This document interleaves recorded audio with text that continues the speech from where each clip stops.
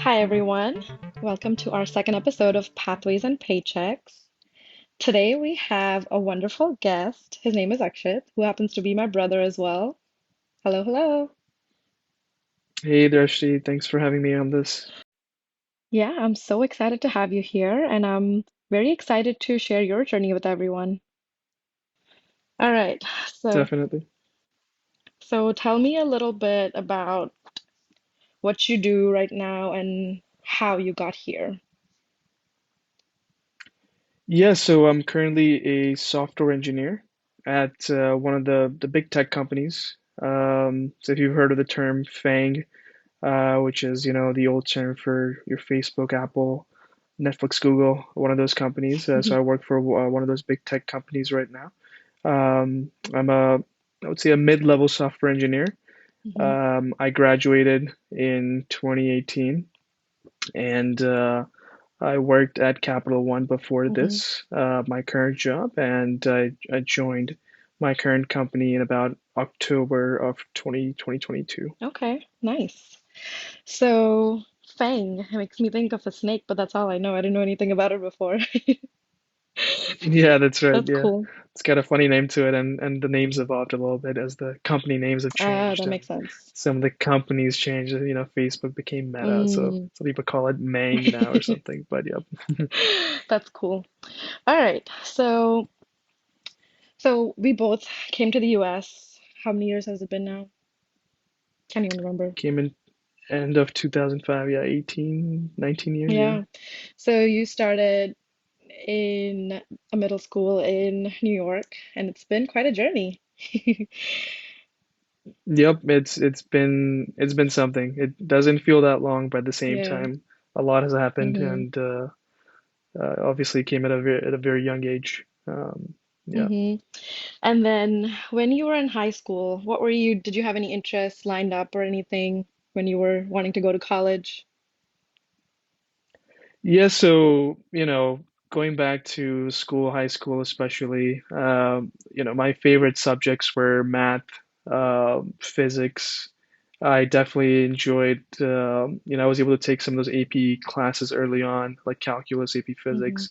I really enjoyed those classes. I was able to advance in math in middle school itself, which helped me take some of those classes early on in high school. Hmm. And I really developed that interest in that. I think just, you know, compared to other subjects with like some, biology or some of the other sciences where it's more just learning and less hands-on. To me, math felt a good fit for me, Hmm. where it was a balance of learning, studying, reading, but at the same time applying yourself, solving problems. And that problem solving and that gratification I used to get Hmm. when, I got those answers correct was something that I, had a good feeling for since I was pretty young. So Yeah. that had carried me all the way, that interest had carried Hmm. for me all the way to high school and even college. So I knew I wanted to do something with engineering when I was, looking um, at colleges, which college to go Hmm. for, what I was studying in college. Um, so that's where I kind of narrowed down my path to engineering. Hmm. And then when you got to college, so NC, you went to NC State, right? And that's obviously in a very prestigious place for all the engineering's focuses. So were you thinking of any other ones when you narrowed down to computer science? How did you get to that? Yeah, so I was considering if I wanted to stay in state. Um, that was one of the things parents really wanted for me to be local. So even though I felt I could have gone to one of the, Hmm. the more prestigious engineering schools across the country, not trying to be modest here, but Yeah, yeah, I agree. not trying to be. I was, pretty well in Hmm. high You were the school, so I salutatorian in your felt like class, right? that's right, yeah. So I felt I wanted to go to the other schools, but I knew NC State was, a solid Hmm. Hmm. college in state, especially even in the country, it ranked well in terms of engineering. So um, that was my primary choice. I had applied to a couple other like UNC Chapel Hill as Mm-hmm. well, which I did get into. And even they also have a good computer science program. But I think one of the ultimate Mm-hmm. choices for me was I wasn't quite sure when I entered college which engineering I wanted to go into. Yeah. I knew I wanted to be in engineering, but there's mechanical, there's aerospace, which Mm-hmm. NC State has a good program for as well, electrical, computer, civil. Um, and to me at that time, they all had their interests for me, Mm-hmm. and so I wanted to keep my doors open a little bit, and that's where I kind of decided to stick with NC State. Yeah. So we'll go back and talk more, but which other schools would you have applied to if you could have? I mean, I think, whether I would have got, gotten into them or not, I definitely would have applied for one of the Ivy Leagues Yeah. just to see. I definitely would have wanted to see if I could have made Yeah, it. yeah. You should Um, have. You should have but applied just to see, even if you could have still said no. Oh well, can't go back in time anymore. I know, I wish I had at least applied. Yeah, yeah. We Uh, never even talked about I it. think besides, yeah, I know that's something I think was just so narrowed Mm-hmm. down due to whatever, family pressure or whatever else, No pressure, mom, dad. that that's right, that I didn't even bother applying, which that is definitely a regret of mine. Yeah. But going back to your earlier Mm-hmm. question, I think Georgia Tech, I hear, is another Mm-hmm. great engineering Yeah. school. Um, and I don't have any specific names on the top of my Mm-hmm. head, but I think engineering Mm-hmm. wise, I think Yeah. there's plenty of good schools around the East Coast that I Yeah. definitely would have taken interest in. Yeah, it's good to even mention that because if someone else is thinking about expanding their horizons in other parts of the country, so it might be a good option for them to look into. And then I can't remember, Yeah. did you get any scholarships or anything at the time? Unfortunately not. I Okay. did not get Did you apply? scholarships. I did not apply to too many. That's another Yeah. problem of mine that I did not. I had classmates Mm-hmm. that had applied to dozens of Yeah. scholarships, and I think I had narrowed my scope Mm-hmm. too Yeah. little to just a few. Whether that was my naiveness, Mm-hmm. or that's a word, Naivety? I don't know. or whether just my laziness. While I liked studying and all that, I think as college Yeah. applications and stuff that I should have put more focus on, I It's didn't. okay. And we can talk And about that. We could talk about that a little bit because you yep, could talk about your love for gaming and how not everyone, I didn't think you were gonna ruin your life because of that. But I know for sure a lot of parents, just looking back at their kids or when they're going through that, they're like, oh, these kids are, into video gaming or playing online stuff or whatever it is. And they stress out so much and put a little bit of pressure on their kids. And just, what do you think about that? yep. I mean, I definitely got a lot of that. I mean, I was guilty of spending a good amount of time online playing games and stuff. I didn't have a lot of what do you call it, social outside of school Mm-hmm. time. So I felt I enjoyed playing games with Mm-hmm. people of my age, even my neighborhood friends. Yeah. I would sometimes go see go play, hang out with them, but at the same time, we would also all get on Mm-hmm. online and play together. Yeah. So I still haven't necessarily changed my mind or feelings about how I I felt. agree. I still feel I was not totally in the wrong, or I was Mm-mm. still sort of in the right. But I can see where parents were coming from. I understand Mm-hmm. their point of Yeah. view. Maybe I'll feel the same way if I'm in their boat, in their shoes, excuse me, 10, 20 years, whatever, down the road. Yeah. But Hey, I've let's I've see. heard other podcasts and a lot of research actually does show like kids when they're younger, when they're, I don't think addicted or obsessed is a word, but who are really good at gaming and things like that, their brain probably develops in many other ways that does help them down the road. Like just think outside the box or, you know. So yeah, it Yeah, definitely has some yeah. advantages too. So it's okay for parents not to be just stressed about it. It still works out in a lot of ways for many people. Yeah, I think it's a gray area, obviously, and I don't want to dive too deep into this part of the topic, but obviously there's a lot of coworkers I Hmm. have, friends I have, folks in my field. They're definitely very much into Yeah, gaming and yeah, stuff, and they're bright yeah. individuals, That is some and they have a correlation. lot of yeah. So I'm not saying that you need to game to become intelligent, or I'm not trying to draw a correlation there, Yeah, but yeah. yeah. All right, okay. So after that, so once you decided computer science, how was the like just experience? Because then you decided to do your master's too, and you were able to like cut down 1 year of your, combined studying if you had done bachelor's and master's versus doing it all together. Yeah, so let's quickly Hmm. talk about that one. So yeah, so that was there was a program once I went to NC State. I had decided I wanted to do computer science. That was around um, early into my second semester, like end of first semester. I knew that I wanted to go with computer science, so I started taking those classes, intro classes and stuff, into the second semester.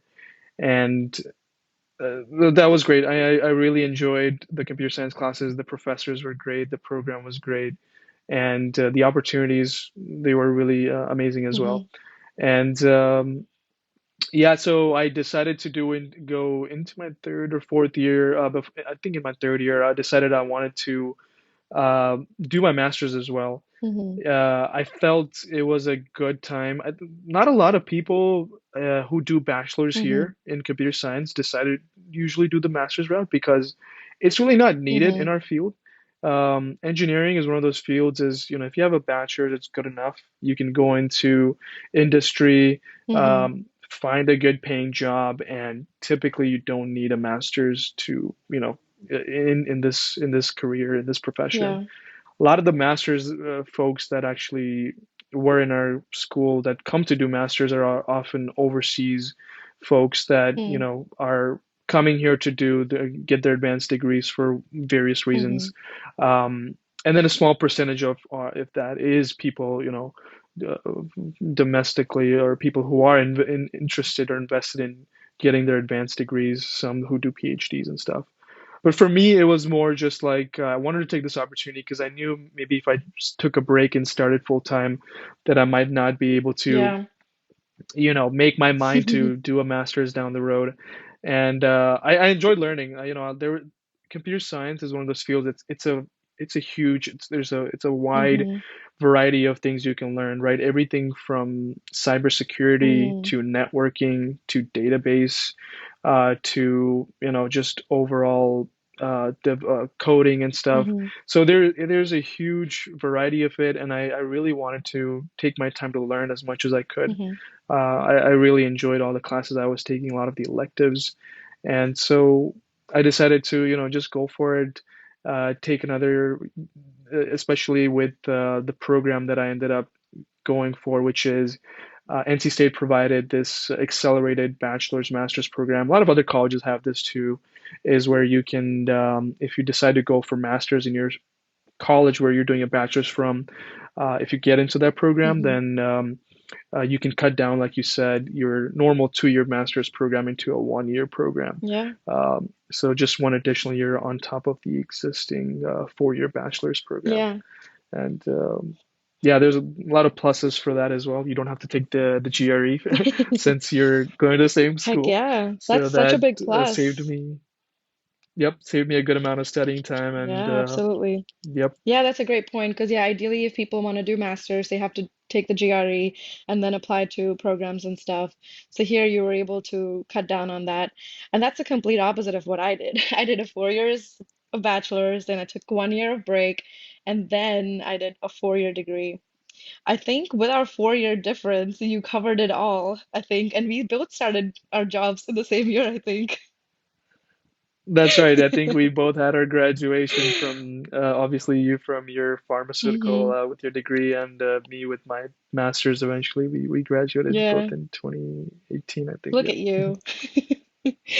That was good. Yeah. And then so when you mentioned all the different fields, I was really interested too, because even within computer science, you named so many different ones, so many different things people could do or be interested in. Were you interested in multiple ones early on, and how were you able to narrow down your focus or know what kind of job you wanted later on? Yeah, so I think for me, it was a mix of what I enjoyed plus a few circumstances in terms of. So let me just, take a step Mm-hmm. back.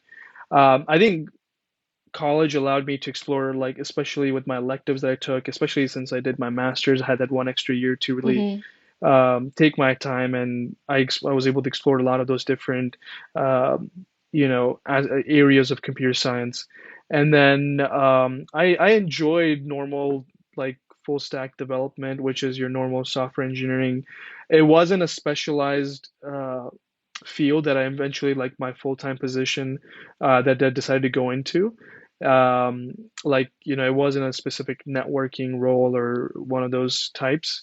And I think one of the difficulties is with that is it going into one of these specialized fields often requires to have experience. Mm-hmm. And I know you might be, it's one of those things that I think we've seen even in a lot of other Mm-hmm.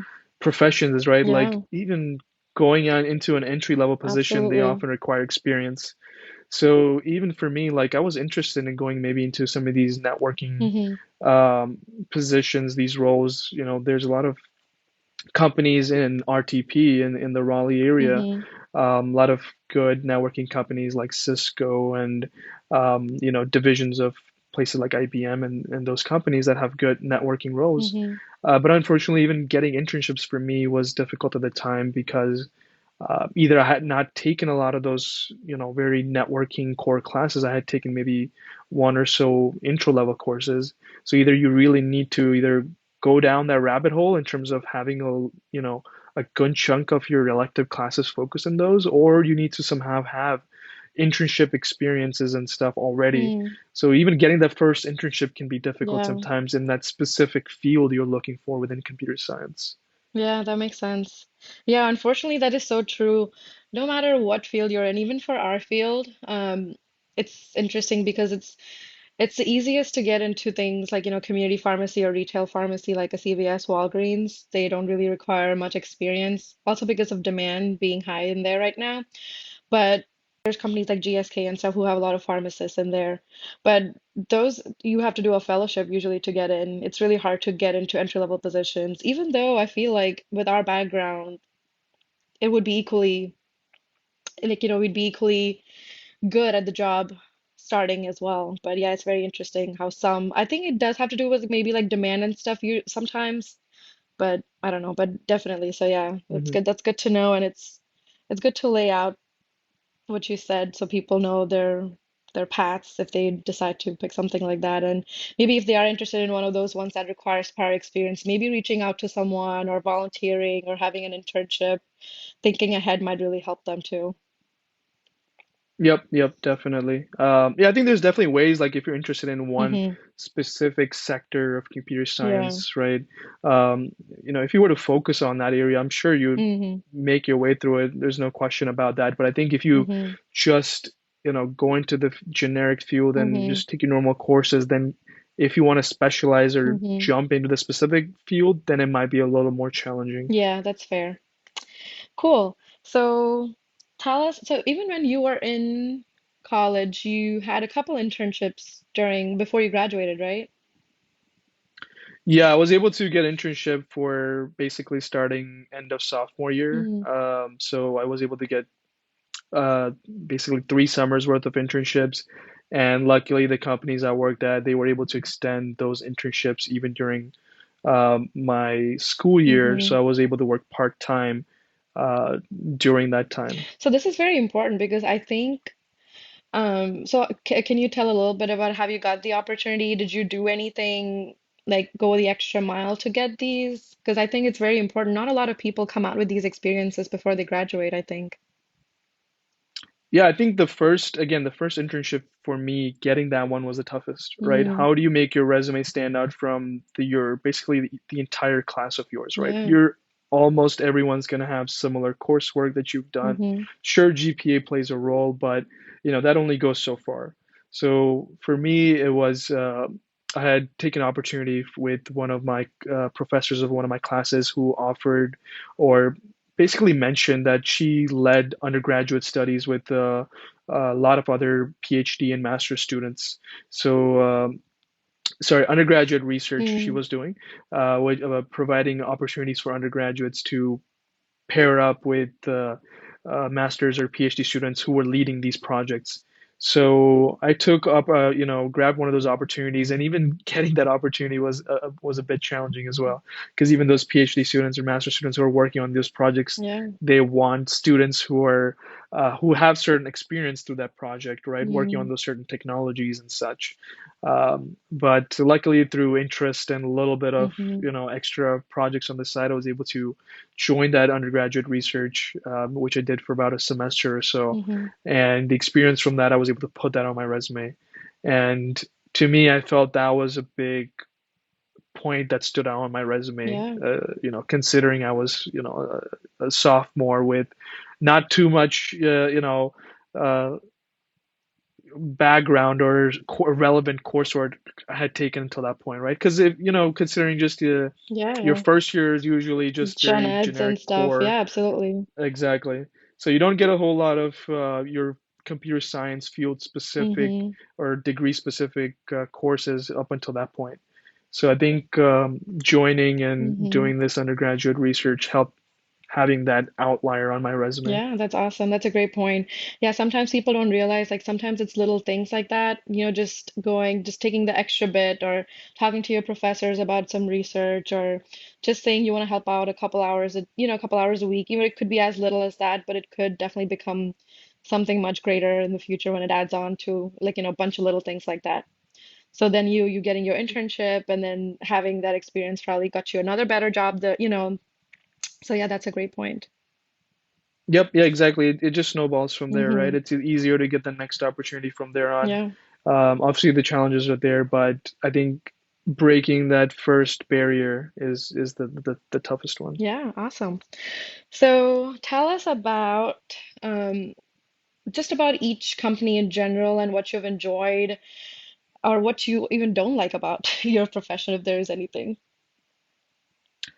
Yeah, so in my internships in my college, I was mainly working a couple of years at big finance companies there, um, and it was good. They had big IT departments. They were working on everything was insourced basically. Mm-hmm. Their entire you know, IT department from the ground up, from everything from their applications, external customer facing applications to Mm-hmm.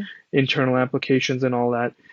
So that was fun. That was interesting. It gave me that first experience into what corporate world looked like in terms of even just generic jobs. I still remember my first day. I went into the internship, and again, I knew nothing of the corporate world, so I went in, and he was just another engineer on the team, and I was like, "Hey, Mr. Smith, Mm-hmm. how are you today?" And the guy was like, "You don't have to call me, so professionally. You can just call me John, right?"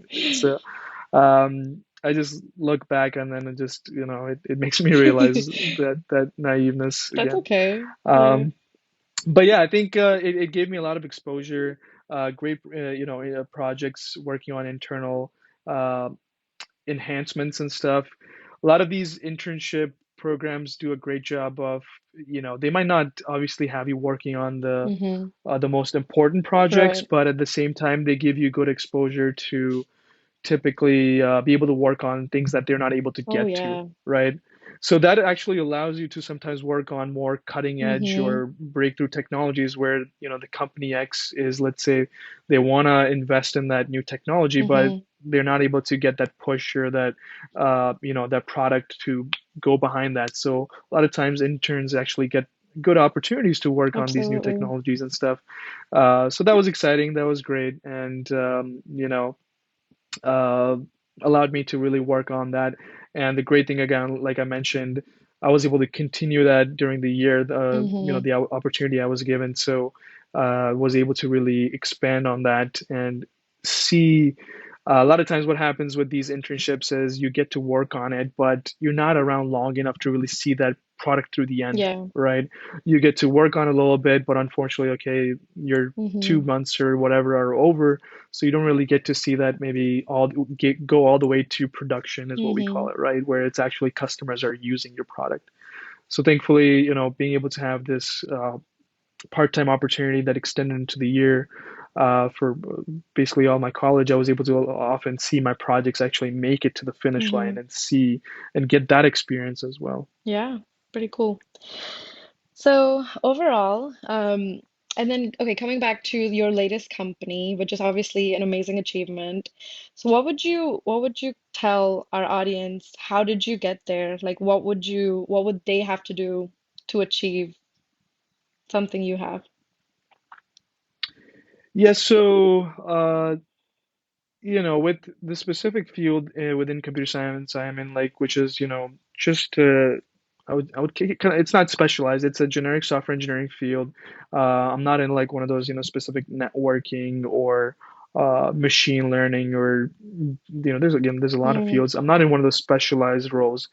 So our interviews are more, again, employers want to see your problem solving skills. mm, And, you know, either you're just born good, natural at somehow solving these problems, or for the most of the rest of us, we mm, just have to kind of do enough problem solving to the mm, point that you can start to see patterns and more easily and quickly solve these problems. mm, So again, we're giving these coding challenges and we have to be able to identify the problems and break down and quickly solve these problems is what our interviews basically consist of. mm, Until you start getting into higher, more senior roles where you'll still have a little bit of that, but then it's also more overall, what we call system design mm, problems and things like that, where you're taking and looking at overall architectures of your applications and designing how to again, just like what an architect would do in a normal, designing buildings or designing cities or something like that. We design applications and systems. mm. So you start to get to see more of those questions as you become more senior, Yeah. more into your career. But early on, it's just they want to see your problem solving skills and your coding skills.